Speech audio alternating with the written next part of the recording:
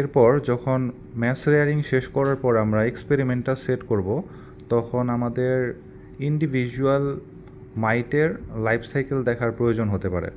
সেক্ষেত্রে আমাদেরকে এই একটা পূর্ণ সেকশনকে 4টি সমানভাবে ভাগ করে নিতে হবে এবং প্রত্যেকটি সেকশনে একটি প্রাপ্তবয়স্ক ফিমেল দিতে হবে।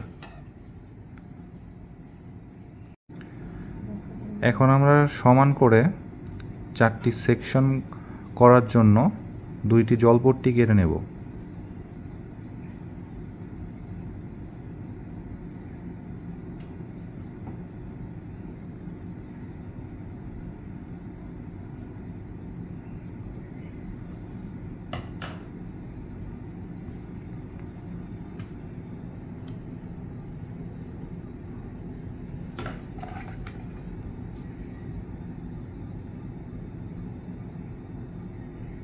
খুব সুন্দর করে এটিকেও পাতা এবং টিস্যুর সাথে মিশিয়ে দিতে হবে, যাতে সেখান থেকে আর্দ্রতা শুষে ভিজে যেতে পারে।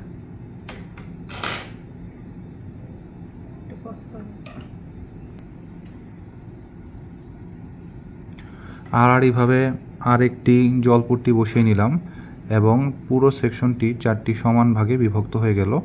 এখন মাইক্রোস্কোপের নিচে ম্যাস কালচার থেকে পূর্ণবয়স্ক ফিমেল আমি 4টি সেকশনে দিয়ে দিব এবং পরবর্তীতে আমাদের এক্সপেরিমেন্টাল মেথোডোলজি অনুযায়ী তাদের রিপ্রোডাকশন বা তারা কয়টা ডিম পাড়ে, তাদের লাইফ সাইকেল আমরা এখানে দেখতে পাবো।